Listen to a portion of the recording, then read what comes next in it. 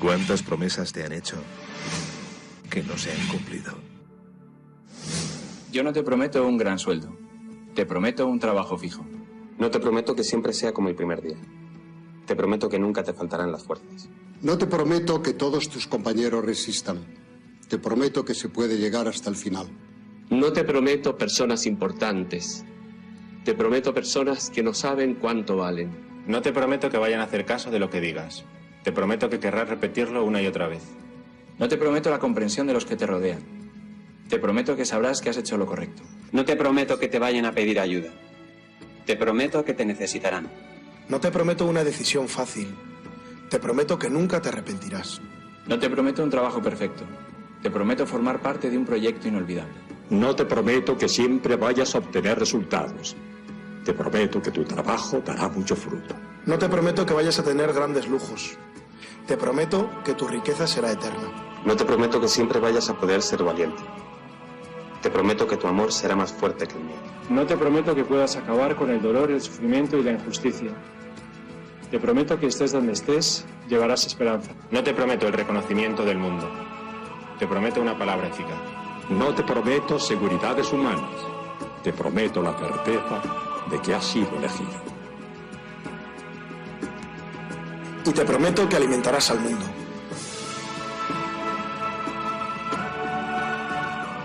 Unirás corazones. Acompañarás a los que sufren. Confirmarás a los que quieren ser fuertes. Experimentarás con ellos la verdadera alegría. Sumergirás a los hombres en la verdad. Y serás sacerdote, testigo de Jesucristo.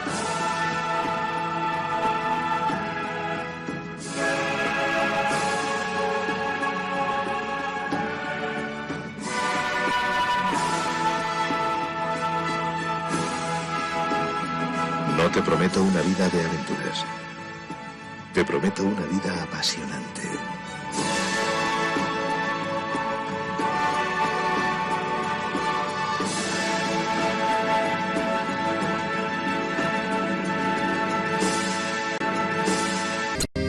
Jesucristo, Señor de la historia, que estuviste, estás y estarás. Sos presencia, esperanza y memoria. Sos el Dios de la vida hecho paz. Sos el mismo Jesús que estuviste junto al lago de Genesaret, y ante el hambre del pueblo exigiste, denle ustedes por Dios de comer. Quédate con nosotros, Jesús, que da miedo tanta oscuridad. No es posible morirse de hambre en la patria bendita del pan. Quédate con nosotros, Señor, que hace falta un nuevo Emaús. La propuesta será compartir como vos y en tu nombre, Jesús. Primitivo ritual de pastores, que fue luego banquete pascual, homenaje de nuestros mayores al Dios vivo de su libertad. Cena santa, signo y profecía, memorial de Jesús servidor, nueva alianza de la Eucaristía, que es misterio de fe y comunión. Quédate con nosotros, Jesús, que da miedo tanta oscuridad. No es posible morirse de hambre en la patria bendita del pan. Quédate con nosotros, Señor, que hace falta un nuevo Emaús. La propuesta será compartir como vos y en tu nombre, Jesús, Jesús.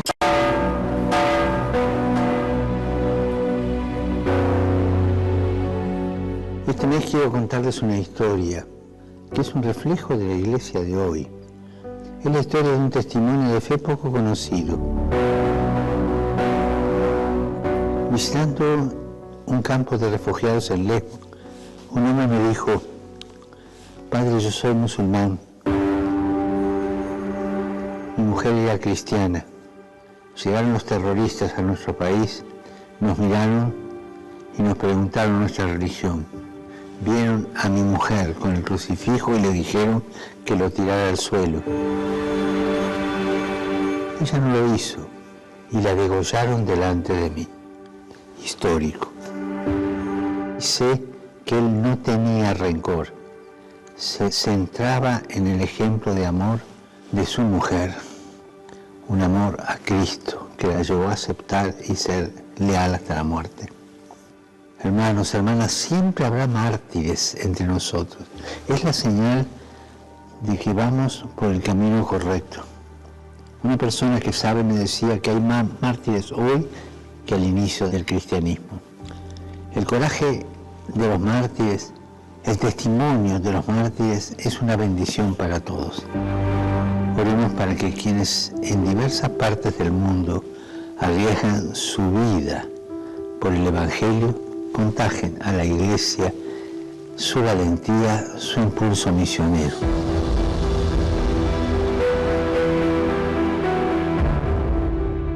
Y abiertos a la gracia del martirio.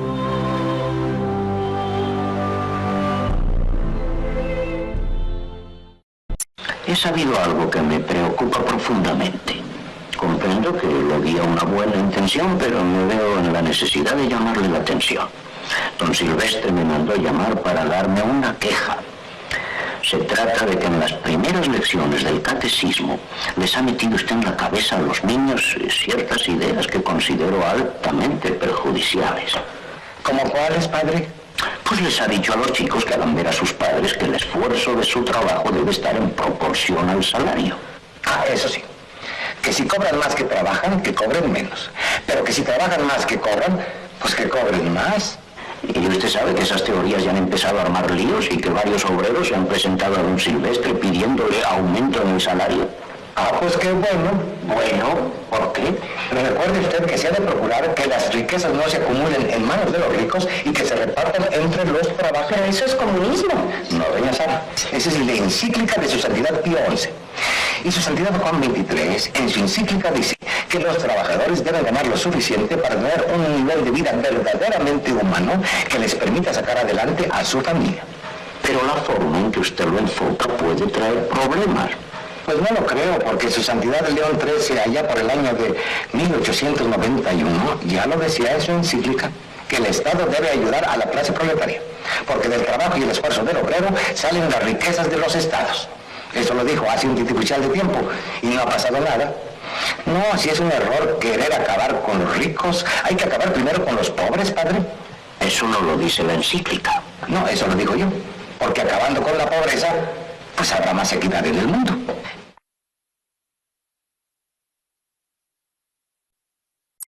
Esto fue escrito en el año 1957.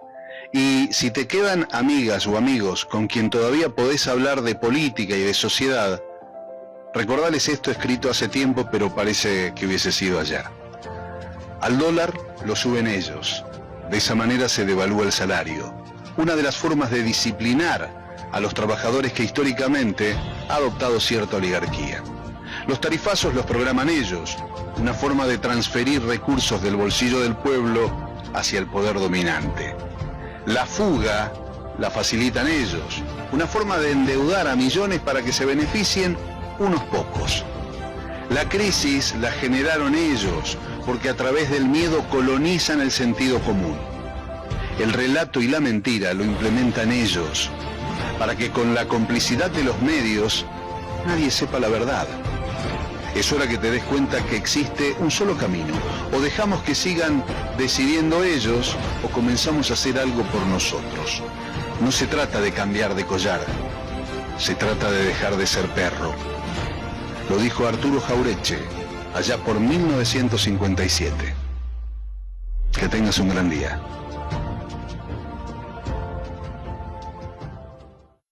El peor analfabeto es el analfabeto político.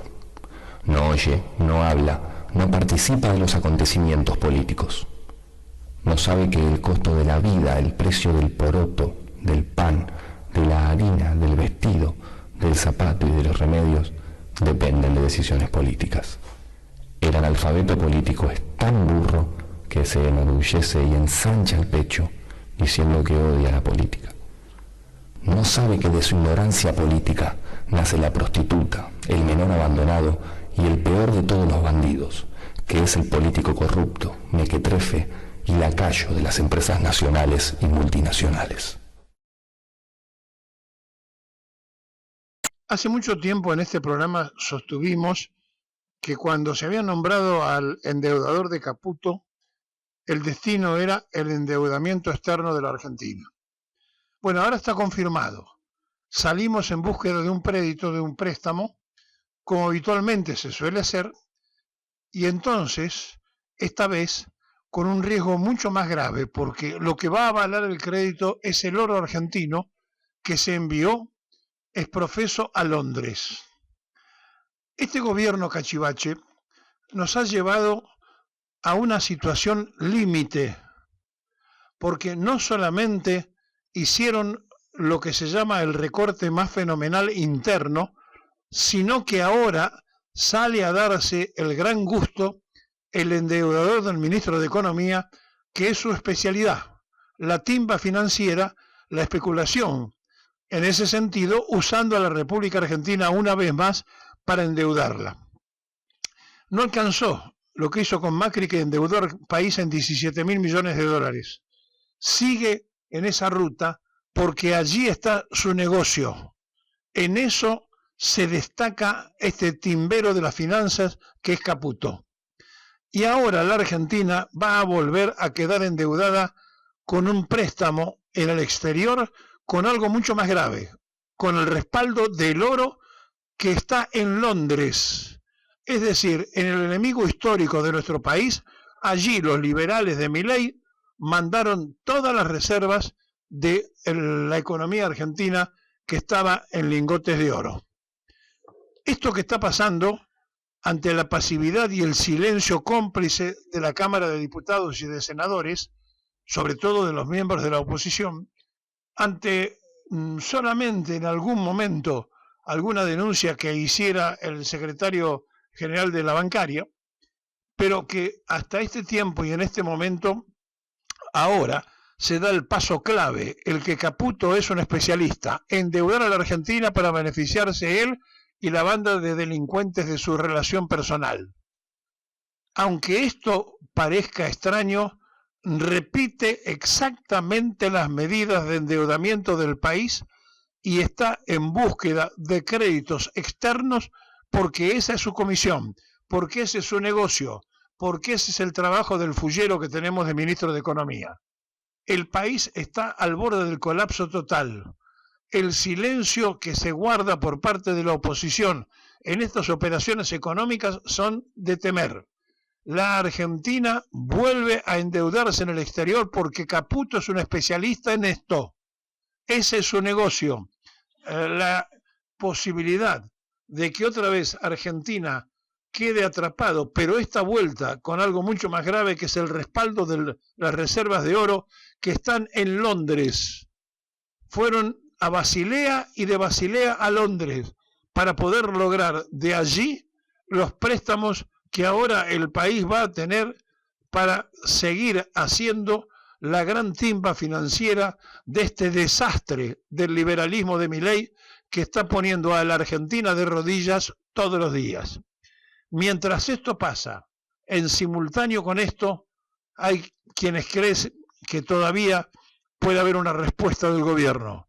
Este gobierno vino a hacer lo que está haciendo, vino a destrozar la soberanía nacional, vino a endeudarnos, tiene, lo dijimos el primer día, un timbero como ministro de Economía, y eso es lo que está haciendo, y eso es lo que ha hecho siempre, y con Macri ya nos había dejado un regalito de 17.000 millones de dólares de deuda, y ahora volvemos al endeudamiento con algo mucho más peligroso. Todas las reservas argentinas de oro están fuera del país. La sacó este cachivache impresentable que tenemos de presidente, que dijo que venía con la motosierra a destruir el Estado. No tengan dudas, lo está haciendo a pasos agigantados.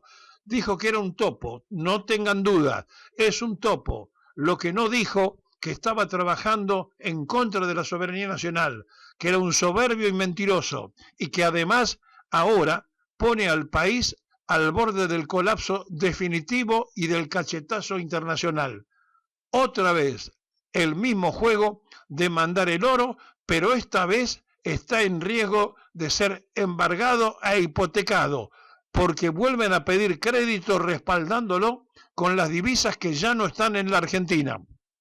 Es totalmente embargable y los buitres de deudas viejas y los nuevos que van a surgir no tengan ninguna duda que van a estar oliendo sangre cuando aparezca la posibilidad de quedarse con las reservas del metal dorado.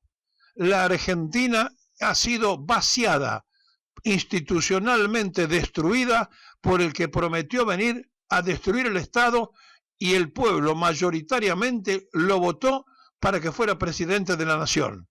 Estamos cosechando lo que sembramos, nos está pasando lo que aparentemente nos merecemos, no haber prestado atención a todos los anticipos de que esto podía pasar, y esto está pasando en este mismo momento. Volvemos a la deuda externa y ponemos de garantía el oro con todo el riesgo de perderlo.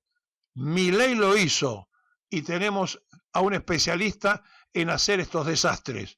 Es Caputo, el ministro de Economía, a quien el propio Milei en campaña le echaba la culpa de que ser un viejo endeudador y lo terminó nombrando de ministro. Este cachivache que preside la República Argentina va a chocar la calecita. Va a ser el único caso en la historia que va a chocar una calecita. Es Milei y lo estamos dejando que avance equivocadamente. En este momento están tomadas muchas facultades, tanto aquí en la Ciudad de Buenos Aires como en todo el país, por estudiantes y por profesores que entienden que se puede luchar y se puede estudiar. No es contradictorio. Por eso, Luche y Estudie es el nombre de esta editorial. Y lo hacen porque en un rato en el Congreso se va a empezar a discutir si se aumenta el financiamiento universitario, un magro financiamiento, simplemente para que los profesores tengan un salario digno. Dentro del presupuesto universitario, el 90% se lo llevan los sueldos, el 10% pagar la luz, el agua, etcétera, y queda muy poco para lo que también podrían hacer las universidades, que lo hacen, pero podrían hacer mucho más, que es investigación, desarrollo, etcétera. Pero hoy el Congreso tiene la posibilidad de ponerle un freno al gobierno de Javier Milei, que tiene la decisión de frenar, y lo hizo a través de un veto, ese financiamiento de las universidades, no por dinero. Es una decisión puramente ideológica y revanchista de parte de Javier Milei, porque representa realmente poco dinero.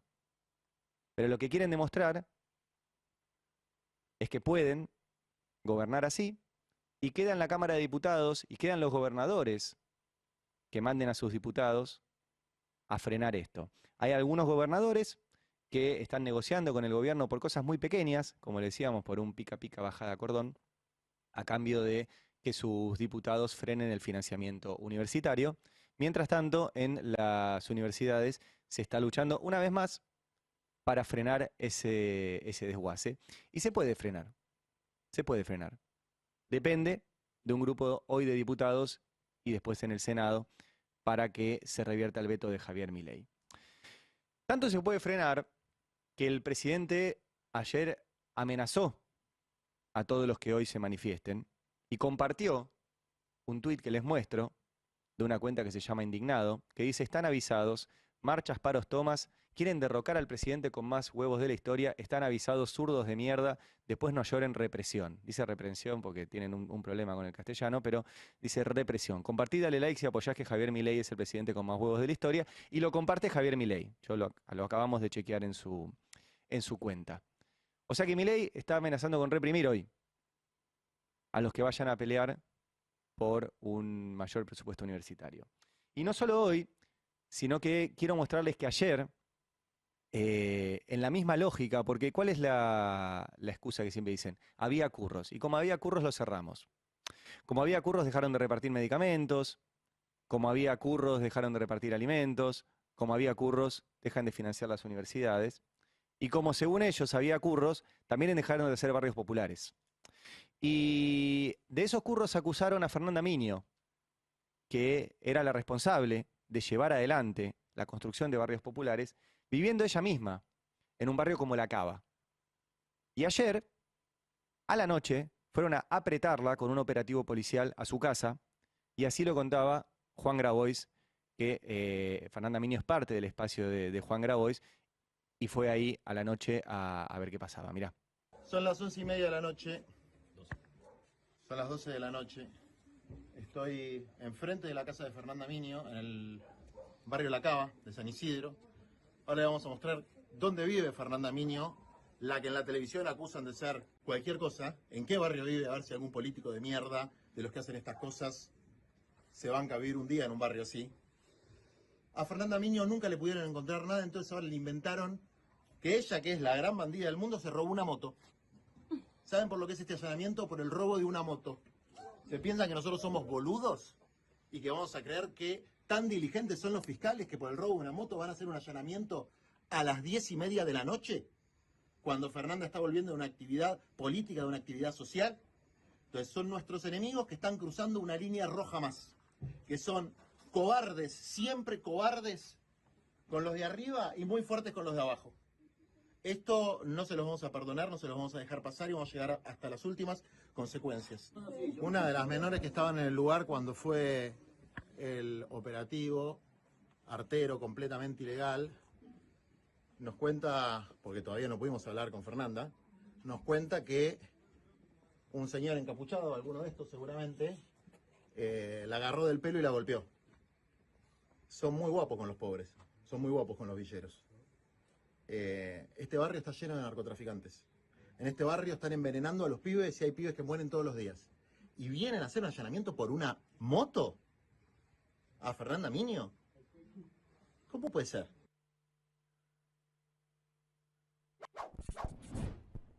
¿Por qué dice ilegal Juan Grabois? Porque los allanamientos se hacen de día.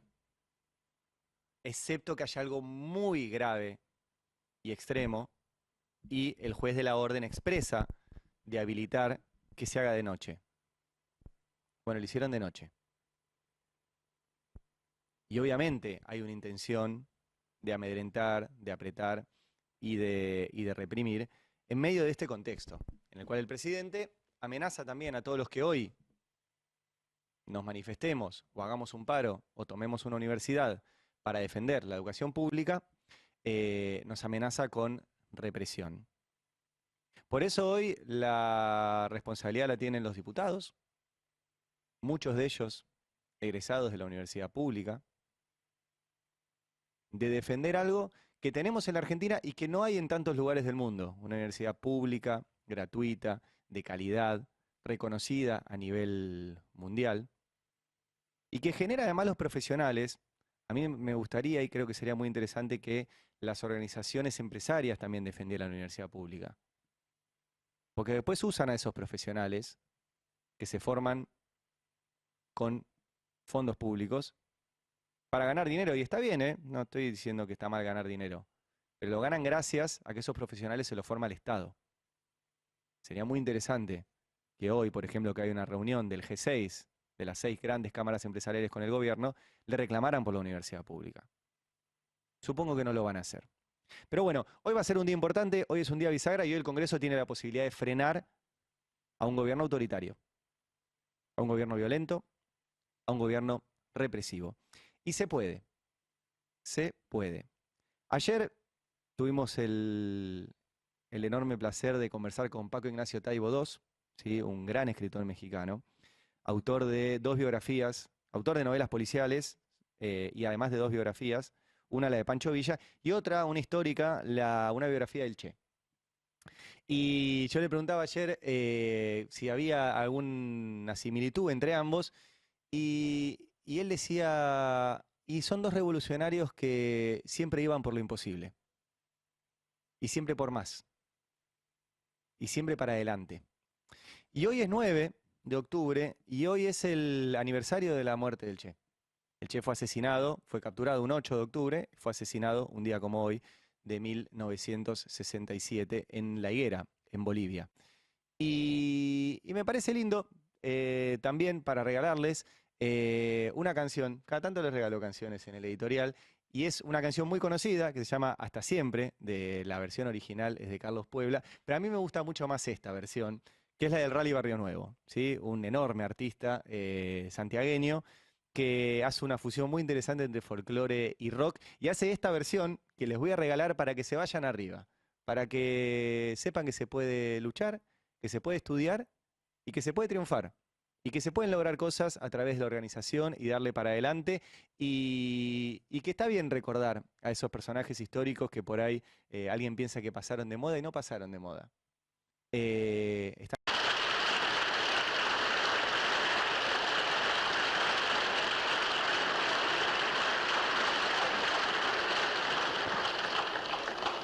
presidente, señores delegados, les habla la delegación de Cuba, país insular situado a la boca del Golfo de México, en el Mar Caribe. Habla Cuba, además, en su condición de país agredido.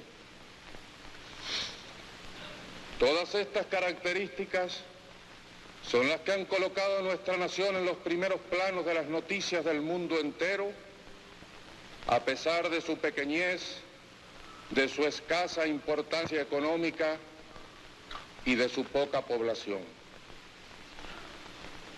En esta conferencia, Cuba expresará su opinión a través de los distintos prismas que configuran su peculiar situación en el mundo, pero basará su análisis en su condición más importante y positiva, la de un país que construye el socialismo. En su condición de latinoamericano y subdesarrollado, se unirá a las demandas principales de los países hermanos y en su condición de agredido, denunciará desde el primer momento todas las maquinaciones tramadas por el aparato de coerción del poder imperial de los Estados Unidos de América. Anteponemos como introducción estas palabras explicatorias porque nuestro país considera imprescindible definir exactamente los alcances de la conferencia, su significado y su posible trascendencia. Llegamos a esta reunión 17 años después de realizada la conferencia de La Habana, en la cual se pretendía efectuar un ordenamiento del mundo de acuerdo con los intereses competitivos de las potencias imperialistas. A pesar de que Cuba fue país sede de aquella conferencia, nuestro gobierno revolucionario no se siente comprometido lo más mínimo por el papel que jugara un gobierno dependiente de los intereses imperialistas, ni tampoco por el contenido ni alcance de aquella llamada Carta de La Habana.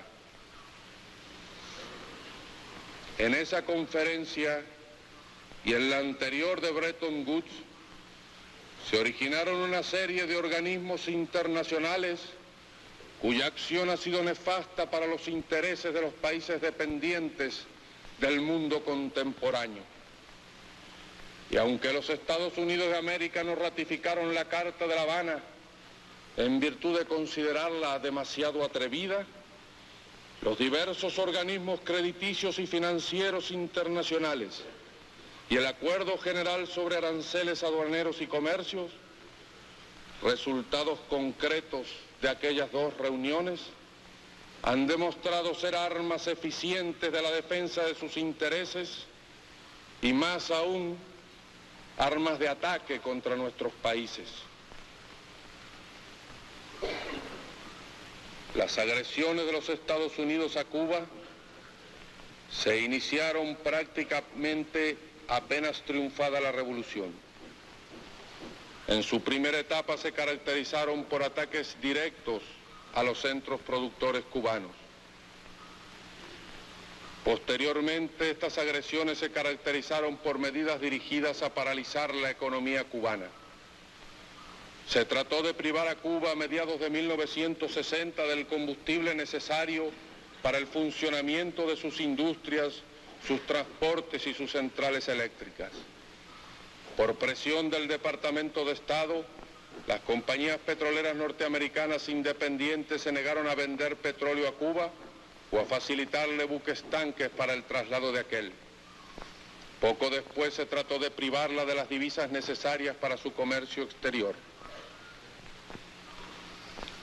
Existe además la posibilidad de que algunos países subdesarrollados exporten manufacturas a los países socialistas e incluso de que se hagan acuerdos a largo plazo para lograr el mejor aprovechamiento de las riquezas naturales de algunos pueblos y la especialización en determinadas ramas industriales que les permitan participar en el comercio del mundo como países productores de manufactura.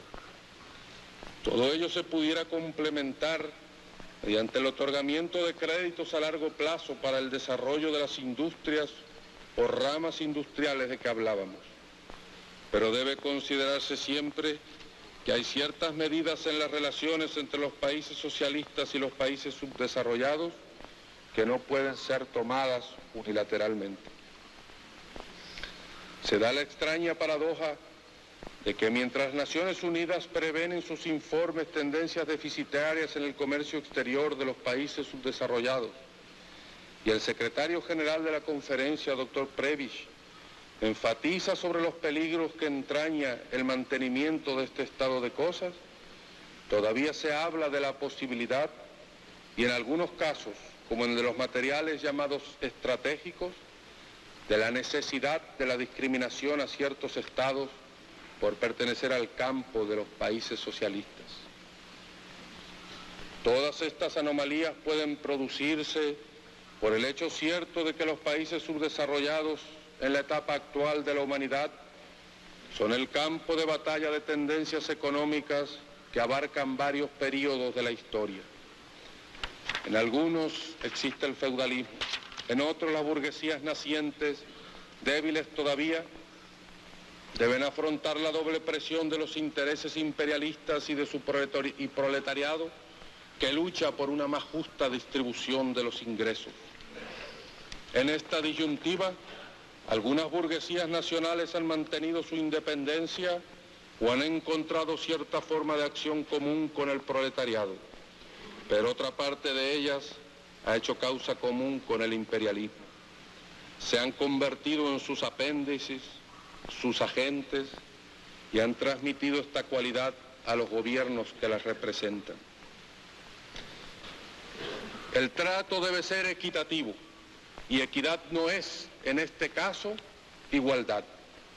Equidad es la desigualdad necesaria para que los pueblos explotados alcancen un nivel de vida aceptable. Debemos dejar establecidas aquí las bases para la implantación de una nueva división internacional del trabajo mediante el aprovechamiento pleno de todos los recursos naturales de un país, elevando progresivamente su grado de elaboración hasta las más complicadas formas de la manufactura. Igualmente, la nueva división del trabajo deberá lograrse a través de la restitución de los mercados para los productos tradicionales de exportación de los países subdesarrollados, que le han sido arrebatadas por las medidas artificiales de protección y estímulo a la producción de los países desarrollados, y una participación justa en los futuros aumentos del consumo. Si las medidas aquí indicadas no pueden ser adoptadas por esta conferencia y solo se registra una vez más un documento híbrido plagado de pronunciamientos vagos y cláusulas escapatorias, y si al menos no se eliminan las barreras económicas y políticas que impiden tanto el comercio entre todas las regiones del mundo como la colaboración internacional, los países subdesarrollados seguirán confrontando situaciones económicas cada vez más difíciles y la tensión en el mundo puede aumentar peligrosamente. En cualquier momento podría surgir la chispa de una conflagración mundial provocada por la ambición de algún país imperialista de destruir el campo de los países socialistas o por contradicciones insalvables entre los propios capitalistas en un futuro no muy lejano. Pero además, Crecerá cada día con mayor fuerza el sentimiento de rebeldía de los pueblos sujetos a distintos estados de explotación y se alzarán en armas para conquistar por la fuerza los derechos que el solo ejercicio de la razón no les ha permitido obtener. Así sucede hoy con los pueblos de la llamada Guinea Portuguesa y de Angola, que luchan por liberarse del yugo colonial, y con el pueblo de Vietnam del Sur, que con las armas en la mano está pronto a sacudir el yugo del imperialismo y de sus títeres. Sépase que Cuba apoya y aplaude a estos pueblos que han dicho basta a la explotación, después de agotar todas las posibilidades de una solución pacífica, y que a su magnífica demostración de rebeldía va nuestra solidaridad militante. Expresados los puntos fundamentales en que se basa nuestro análisis de la situación actual, expresadas las recomendaciones que consideramos pertinentes a esta conferencia y también nuestras apreciaciones sobre el futuro, de no lograrse ningún avance en las relaciones comerciales entre los países, vehículo idóneo para aliviar la tensión y contribuir al desarrollo, queremos dejar constancia de que nuestra esperanza es que se logre el diálogo constructivo de que habláramos. A obtener ese diálogo con beneficios para todos está encaminado nuestro esfuerzo. A impulsar la unidad del campo de los países subdesarrollados del mundo para ofrecer un frente cohesionado, van encaminados nuestros esfuerzos. En el éxito de esta conferencia están puestas también nuestras esperanzas y las uniremos cordialmente a las de los pobres del mundo y a los países del campo socialista, poniendo todas nuestras escasas fuerzas al servicio de su triunfo. Muchas gracias. Milei dijo en campaña que venía a destruir el Estado y la gente no comprendió que el Estado son los hospitales, que el Estado son las escuelas, que el Estado son las universidades, que el Estado es también el pago de jubilaciones. El gobierno está atacando a la sociedad quitándole derechos de primera necesidad porque asegura que no hay plata. Pero sí que hay plata, claro que hay plata. Hay plata para darle beneficios a los empresarios más ricos del país. Milei les roba a los trabajadores para darle a los empresarios. Milei es el ladrón de la rosada. Bajó las jubilaciones y vetó la recomposición del Congreso. Le sacó gran parte de los medicamentos a los jubilados. Bajó el presupuesto en educación en general. Bajó el financiamiento universitario. Vetó la recomposición del Congreso. Está cerrando hospitales, por citar alguna de las aberraciones reinantes. Ayer marcharon los médicos por el cierre y vaciamiento de hospitales. Míralo.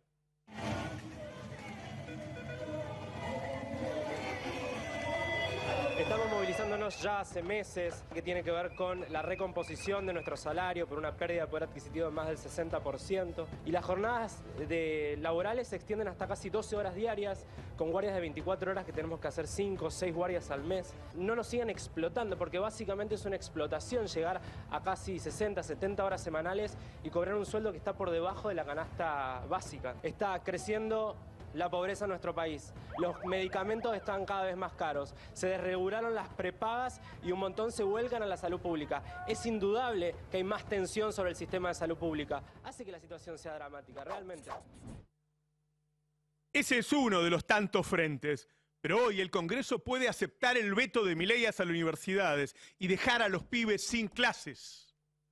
Hoy hay un montón de traidores a su pueblo que están ahí para levantar la mano, para dejar a los pibes sin universidad, porque hoy ya, con la falta de dinero que hay pibes que después del 15 no pueden pagar el transporte para ir a la universidad, hay profesores que ganan 2 mangos, 2 pesos y que están yendo, y que también después del 15 no pueden ir a la universidad.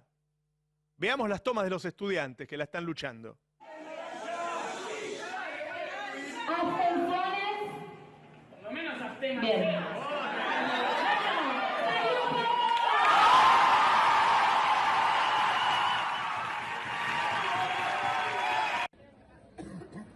Toma de filo con clases públicas. Abajo el veto de la ley de financiamiento educativo. No confiamos en ninguna negociación con el gobierno ni con el Congreso. Frente al veto de Milei de la ley de presupuesto universitario que se tratará este miércoles en el Congreso, la Asamblea del CEFIL resuelve tomar la facultad bajo el control estudiantil sin la presencia de autoridades para desafiar al gobierno nacional de Milei y que caiga el veto presidencial que anula la ley de financiamiento universitario. Dentro del plan de lucha... Ahí están los pibes que no forman parte de la burguesía fallida que sostiene a este gobierno, que no forman parte de los 87 traidores que fueron a la Quinta de Olivos, que no forman parte de los gremialistas que miran para otro lado, la están peleando. La excusa de ellos es que no hay plata. Escuchá. Si nosotros mantuviéramos... Los jubilados no tienen tiempo. Está bien, pero no tengo plata, ¿con qué les pago? Si no tengo plata. No se puede todos los días querer aumentar gastos. Cuando no hay plata, no hay plata. Para nadie. Entonces, el Estado resolvió que tiene que achicar, no hay plata. La ley de presupuesto universitario sigue estando dentro del ámbito de las cosas que no se pueden pagar, no se pueden aumentar los salarios docentes. Pero no podemos ajustar a los jubilados. Bueno, el problema es que no hay plata. Si traen aumento de gasto, traigan de dónde se saca la plata para pagar. No hay plata. No hay plata, pero además tampoco hay tiempo. Lo importante que tienen que entender los gobernadores es que no hay plata y no hay plata de verdad. ¿Qué vas a hacer con las obras públicas que ya estaban licitadas? No tenemos plata. Nosotros no tenemos plata. Que busquen la forma de financiarlo. No hay plata. No hay plata, Alejandro, no hay plata. Bueno, ahora les vamos a demostrar que sí hay plata y les vamos a contestar cuando preguntan ¿de dónde vamos a sacarla? El año pasado, Sergio Massa en el presupuesto presentó un anexo en donde mostraba los beneficios y las exenciones a los empresarios. Estuvimos trabajando en la producción del destape para ver el detalle, pero en principio te muestro el monto total. 27 billones de pesos. Billones. ¿Sabés cuánto es un billón? A ver, seguime. 10.000 millones, 100.000 millones, 500.000, 900.000. Después de eso viene 1 millón de millones. Eso es un billón en Argentina. Esa monstruosidad. 3,4 puntos del PBI. Más que el déficit que había cuando asumió Milei. Solamente tenía que ocuparse de eso, pero no lo tocó. Y entonces nos encontramos con contradicciones como esta.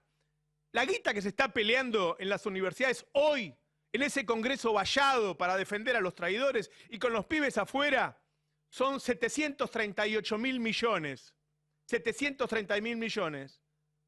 Y la exención a los CEOs, porque los CEOs cuando cobran sus honorarios no pagan IVA. Vos pagás IVA en cada una de las cosas que vas a comprar, en todo. En un dulce de leche, en una manteca, en todo pagás IVA. Bueno, los CEOs cuando se reparten los honorarios no pagan IVA, tienen una exención. ¿Cuánta guita es esa? 1 billón. 1 billón es un 50% más que la guita que está peleando hoy para universidades. Es decir, para que los CEOs no paguen IVA, los pibes se quedan sin universidades. La están vaciando, porque alguno puede pensar, che, no cerraron el tal hospital. No importa que no lo cierren, porque si lo dejan con la mitad de los médicos, si los dejan sin las cosas que necesitan para laburar, es lo mismo. Y eso está pasando con las universidades. Ponelo de nuevo, por favor. Ponelo de nuevo la diferencia. 738.000 millones es lo que está discutiendo hoy. Y vas a escuchar a los traidores decir que no hay plata. Ahí está la plata. Exención de IVA a los honorarios de los CEOs de las empresas argentinas. 1 billón, 50% más de lo que se discute ahí. Pero esto no es solo eso. Para los CEOs no hay motosierra. Para los CEOs no hay, para los ricos no hay motosierra. La motosierra es para vos. Hacen muy bien en pelear los chicos. Hacen muy bien en pelear los chicos. Porque plata hay. Lo que pasa es que se la quedan ellos. Vamos a ver otros recortes aberrantes. Emparejado con otras excepciones o con otras bajas de impuestos. El año pasado, el impuesto a los bienes personales o impuesto a la riqueza era 2,5 puntos, 2,5%. Hoy es 0,25. Le regalaron a los que más tienen 2.400 millones de pesos que no van a pagar en impuestos este año. Bueno, eso es exactamente la guita que se discutía con los jubilados. Ese es el otro veto de Milei. Ahí está la guita. Si no hubiera bajado el impuesto a los ricos, tenía plata para pagarle a los jubilados. Plata hay. Ahora, los jubilados pasan hambre para que los ricos paguen menos impuestos. los jubilados pasan hambre para que los ricos paguen menos impuestos. Vamos a ver, el Hospital Laura Bonaparte. Se están discutiendo 17.000 millones de pesos. 17.000. Y están peleando para cerrarlo. ¿Y sabés qué? Si no lo cierran, igual lo van a vaciar. Y es lo mismo. Porque la gente no se puede atender. Mirá, te muestro la excepción de bienes personales en bienes rurales. En bienes rurales. 1.7 billón. Billón es uno, se escribe sin plural. Billón.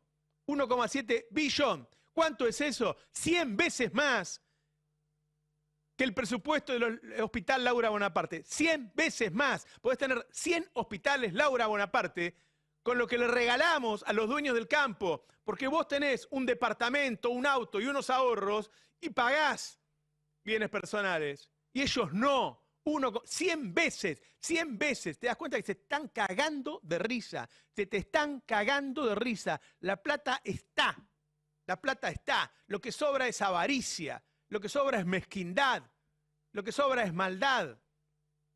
Se la están quedando ellos. El Hospital Español, con un gasto similar, le cortaron a la mitad. El director del Hospital Español habló con el Destape y dice que los salarios no se actualizan desde enero y que les avisaron que no se los van a subir. Que los médicos se le están yendo a trabajar a otro país. Que una de las secciones donde tenían 14 médicos, quedan 6. Entonces, ¿sabés qué? Vas a ir y no te van a atender. Los trabajadores del Hospital de Clínicas, que depende de la UBA, dicen que es similar la situación. Los del Garrahan están en un plan de lucha por lo mismo. Los de Posadas denuncian que no hay servicios. La Nación publicó, que ellos hablan todos los días con el gobierno, que todos los hospitales que den pérdida se van a cerrar. ¿Se acuerdan cuando Menem lo decía de los trenes? Lo van a cerrar. Mientras le regalan miles de millones de pesos a los empresarios más grandes del país, van a cerrar los hospitales. Y la gente, pobre gente, engañada, cree que estamos haciendo un sacrificio todos y dice que hay que aguantar. Mirá. Hay que seguir perseverando y seguir trabajando, no queda otra. ¿Se complica con los gastos en el mes? Y si te organizás bien y te administrás y no despilfarrás tu plata en boludeces, Sí. no, más o menos. ¿Cómo evalúas la gestión de Milei estos 9 meses? Me parece perfecto, me parece lo ideal, lo que necesitaba. Acá un poco de orden. Sí. ¿Qué medida de las que tomó en estos 9 meses es la que, o las que más te gustan? La quita de subsidio, esa es la que me gustó más. La última, ¿lo bancan al presidente Milei? ¿Cómo lo ven? ¿Cómo están encarando el...? Lo banco porque no hay otra. Nada más que... Prefiero a Milei antes que lo otro que tuvimos. Milei metió en lo que va de su mandato los mismos pobres que Massa y Macri. O sea, que Alberto y Macri. Ajá. Bueno, hay que esperar, porque ya va a crecer el país. ¿Vos podés esperar? No, pero lo voy a hacer igual porque apuesto a que esto va a ser un buen cambio. Esa gente cree que estamos haciendo un sacrificio todos. Miren el beneficio el beneficio de empresas vinculadas al conocimiento. 467.000 millones. Ahí están los 100.000 millones de Galperín y hay otras empresas. Ahora, vos pensalo, tomemos el caso de Galperín, que lo conocemos. El tipo tiene empresas similares en un montón de países. ¿Para qué necesita? Ponerle que haya necesitado guita, una exención para crecer al principio. Hoy es el millonario más grande del país. Tiene empresas en un montón de países. ¿Por qué tiene que tener una exención de 100.000 millones de pesos? Ahora, mirá los recortes en el Garrahan. 15.000 millones de pesos. 15.000 millones. 30 veces eso le regalamos a las empresas de economía del conocimiento, que son todos multimillonarios. ¿Y sabés qué? Son los tipos que manejan la nación más. Ellos son los que manejan la nación más. Ahora, decime una cosa, Galperín. Cuando en el Garrahan no atiendan a un pibe o no lo atiendan a tiempo y se muera el pibe de cáncer para que vos tengas 100.000 millones de pesos más, ¿qué vamos a hacer?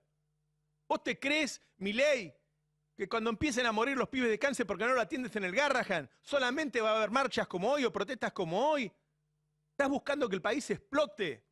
es una locura lo que están haciendo porque guita sobra. Estamos hablando de cantidades enormes de guita y ellos lo dijeron porque Milei dijo, vinimos a achicar el Estado para agrandarles el bolsillo, mirá. La administración está empecinada en reducir el costo argentino en la totalidad de la vida económica nacional, para así mejorar la competitividad de todos los sectores productivos. Vinimos a achicar el Estado para agrandar el bolsillo a ustedes. Vinimos a achicar el Estado para agrandarle el bolsillo a ustedes. Te lo está diciendo en la cara, muchachos. Te vamos a cerrar los hospitales para agrandarle el bolsillo a los ricos. Te vamos a desfinanciar las universidades para agrandarle el bolsillo a los ricos. Te lo dice en la cara. En la cara te lo está diciendo. Mostremos algunos casos más de la guita que están regalando. Promoción minera, 541.000 millones. Mirá los montos. Mirá los montos. Y cierran hospitales por 15.000, por 17.000. 542.000 millones. Promociones industriales, 83.000 millones.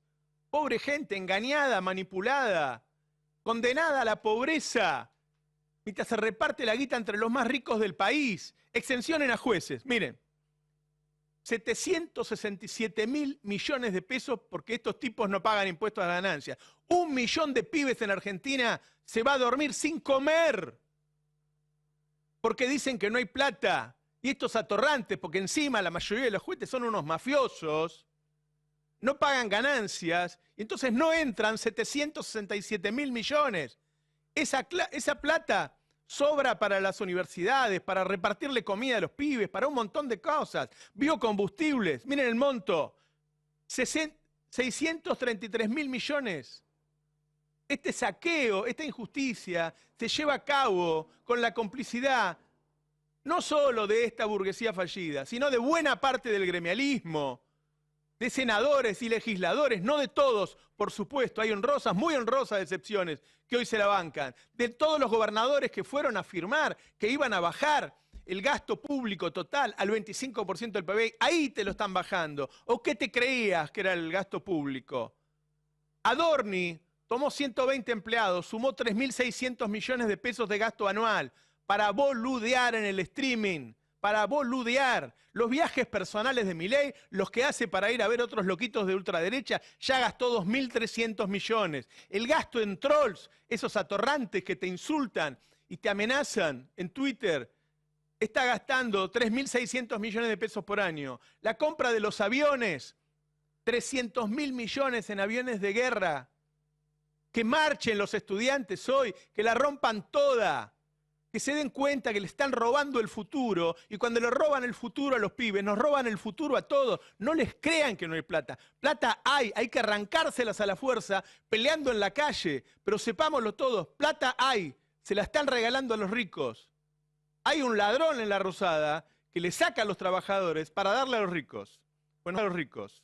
Bueno, te decía Alfredo, estamos hablando de los que reciben y de los que pierden, que en estos días se ve más que nunca que mientras la gente no puede comer, hay gente que está ganando mucho dinero. Es como que existen dos mundos, dos economías, dos países. Por eso digo que es la economía más loca del mundo, porque estamos viendo un nivel de conflictividad elevado en diferentes ámbitos, vinculado con el tema de los jubilados, con los estudiantes universitarios, con la salud, con los trabajadores, y a la vez hay una fiesta financiera. Algunos dicen veranito financiero en función a la idea de que pueda ser pasajero. Pero en el mientras tanto, como bien decís vos, Roberto, hay muchos que están haciendo muchísimo dinero. Y vos fíjate qué es lo que pasó por el lado financiero en estos últimos días. Vos estabas mencionando la caída del dólar, el dólar blue bajando a 1.150, números redondos entre compra y venta, pero también bajando el riesgo país. Y si baja el riesgo país, significa que hay muchos que están comprando bonos, porque sube la paridad de los bonos. Y ahí hay un tuit de el ministro Luis Caputo vinculado con el riesgo país y festejando precisamente la caída del riesgo país. El riesgo país festejando también la visita del presidente Javier Milei al Ministerio de Economía, porque ayer fue al Ministerio de Economía, hizo un show, la verdad, es poco entendible. Vamos, yo lo vi, digo, ahora no entiendo, salió de la Casa Rosada, subió a un camión de policía, saludó, siempre con algo en la mano, Después se abrazaron como Caputo, como que, viste, las familias que no se ven después de 3 meses porque se fueron y se abrazan. Pero sí, escúchame, estuviste ayer con Pedro Kirchner, todo un show, pero bueno, saco esa escenografía y digo, bueno, baja el riesgo país. Entonces, ¿qué es lo que está pasando? ¿Qué es lo que ven en el mercado para decir si seguir comprando dólares, vendiendo dólares, yendo a la bicicleta financiera con el famoso carry trade, porque es con la tasa de interés, porque aparte te lo adelantan? Salió uno de los economistas que más está apoyando al gobierno, Ricardo Arriazu, precisamente diciendo que él fue el inversor de la tablita de Martínez de Oz, Ricardo Arriazu. Entonces, ya adelantando cómo tiene que ser la tablita cambiaria del año próximo, cómo va a ir bajando del 1,9, el 1,8 y así, digamos. O sea que les adelanta, sigan en la bicicleta financiera, y es un poco lo que te decían a vos, es decir, bueno, vamos a vender dólares y poner en pesos, si ese es el negocio. Habrá un momento, si aparece ese momento, si bueno, se dan vuelta. Y ahí es donde esa vuelta es que ya no vendrá el veranito y aparecerán los lunes negros, los viernes negros y así esos días. Pero la verdad que eso no se sabe hoy, mientras están negociando el gobierno y fundamentalmente el Ministerio de Economía un crédito repo, un crédito que es contra garantía del oro, que el oro que se llevaron a Londres, y entonces puede ser de entre 3.000 a 5.000 millones de dólares que se incorpora a la reserva, entonces ahí tranquilizan al mercado. A lo que se le suma, cuando vos decías, no hay plata, dicen que no hay plata. Escúchame, ya mandaron los dólares a Nueva York para el pago de intereses y capital de la deuda en enero. O sea, ¿y dónde salió la plata? Ahí sí hay plata. Hacen bien en comprar bonos argentinos. Si el tipo ya demostró que te vas a ir a dormir sin comer, pero va a pagar la deuda. No debe haber otro presidente que se comprometa de esa manera. No importa qué. No importa qué. Entonces, por eso es que tenés esa economía dual, ese mundo dual, decís, pero escúchame, ¿cómo es que está esta fiesta? Y sí, porque te dicen, vos te vas a morir de hambre, pero para pagarle... Van juntas, no están separadas. Claro, con el hambre tuyo voy a pagar la deuda. Somos los conejillos de India en un experimento en el cual Milei quiere falsear prácticamente aquella frase de Néstor Kirchner que los muertos no pagan deuda. Milei quiere demostrar que los muertos sí pueden pagar deuda. Claro, está buena. Y al mismo tiempo es que tenés que, más allá de lo que se quiera vender respecto a qué es lo que pasa en la industria y en la construcción, los datos siguen siendo negativos. Porque los comparan con el intermensual. Y yo ya te adelanto, el año que viene ya no van a comparar intermensual, van a querer compararlo interanual. ¿No? ¿Entendés? ¿No? Porque el año que viene con un piso más bajo... Desde diciembre. Claro, entonces ahí ya... ya ahora es interanual. Bueno, en el interanual, y acá vamos a ver algunas placas, digamos, a nivel de consumo, de construcción y de industria, son dramáticos. Caída del consumo intermensual bajó un 18%, en los primeros 8 meses del 2024, 13% bajó el consumo. En la construcción, el dato de la construcción, me mataste con esos numeritos, ahí, no se ve. Difícil de ver, sí. Ahí está, pero bueno. Pero en un nivel general creo que... en el mes menos 28%, en el año menos 30%. Bueno, esto es lo que está pasando en construcción. Y en la industria, la Unión Industrial de Argentina podría tener un poquito más de intensidad. Cuando a veces hablamos de la CGT a nivel de intensidad, bueno, la Unión Industrial de Argentina, digamos, los están voy a decirlo. Los están, digamos, basureando, para decirlo de una forma, pero destruyéndole su negocio. Alfred, mientras Techín tenga medio gabinete es medio complicado ahí eso. Ahí está, es muy bien, exactamente. La caída del 6,9% de la industria manufactura. Esta es una foto. La otra foto, y como bien decía, que no es independiente, es el sistema financiero, el mercado financiero, los financistas, todo en una fiesta. Todo en una fiesta. Este gobierno con sus dichos y con sus agresiones. Aguardamos un segundito porque tengo en línea a Antonio Roseló. Antonio es miembro de la mesa ejecutiva de la CONADU histórica, es secretario adjunto además de la CONADU. Antonio, gracias por atendernos. ¿Cómo estás? Gracias a vos por el espacio. Bueno, tu reflexión ante este día seguramente tan indignante, tan angustiante. Bueno, mira, lamentablemente no puedo decir que nos sorprenda a las trabajadoras y trabajadores de todos los espacios, a los jubilados, a los estudiantes, porque corren las valijas, corren las embajadas, corren los puestos en los entes binacionales y trinacionales, y el gobierno ha comprado la voluntad vos fíjate que hubo 4 abstenciones a último momento, ¿no? Y disculpa mi digresión como economista, los últimos votos son los más caros, ¿no? Claro.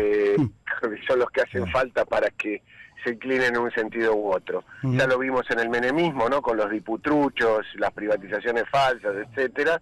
Y bueno, se está recreando con los Menem, en la presidencia del Congreso, ese mismo accionar antidemocrático y de espaldas a la voluntad popular. ¿Qué sigue ahora, Antonio, aquí en adelante? ¿Qué están pensando? Bueno, lo dijimos en la plaza, lo acabamos de ratificar todas las federaciones docentes y no docentes. Mañana hay un paro general en las 62 universidades que van a permanecer cerradas, solo abiertas las asambleas de los compañeros estudiantes, que vienen con más de 30 tomas y vigilias en todo el país. Y mañana al mediodía nos vamos a reunir todas las conducciones de las federaciones docentes para profundizar el plan de lucha. Y esto es muy simple. Al día de hoy, datos oficiales te voy a dar, no datos nuestros. 85% de la docencia cobra salarios debajo de la línea de pobreza. 60% de los no docentes cobran salarios debajo de la línea de pobreza. Según la EPH del INDEC, la encuesta de hogares, no es que en la universidad no entran los pobres como dicen ellos, sino que el 48,5% de nuestros estudiantes son pobres. Y perciben, algunos de ellos, una beca insultante de 35.000 pesos por mes que no alcanza para cubrir el transporte. Hay 0 pesos para la investigación, 0 pesos para los hospitales, que son públicos y de atención gratuita para todo el pueblo argentino que ha caído en la miseria, ha perdido su trabajo, no tiene obra social, no tiene prepaga y viene a atenderse a los hospitales universitarios de todo el país. Y 0 pesos para la extensión, por ejemplo, para dar servicios, una vez más, te digo, de salud, disculpa el aburrimiento, en las distintas provincias argentinas, que se llama extensión. No podemos ayudar a los pequeños productores de agricultura familiar en todo el país porque hay 0 pesos para la extensión y hay 0 pesos para la investigación, lo cual está explicando una migración de investigadores formados durante más de 20, 25 años en el país, que se están yendo del país, al igual que docentes renunciando, porque estos salarios son miserables. Antonio Roseló, gracias por este rato, vuelvo a la calle porque hay algunos disturbios. Vuelve a la calle, pero le pido a todo el mundo que acompañe el paro mañana con hashtag Mañana Paramos. Mañana Paramos, así es, hashtag. Gracias. Antonio Roseló es miembro de la mesa ejecutiva de la CONADU. Nos vamos otra vez a las calles porque hay disturbios.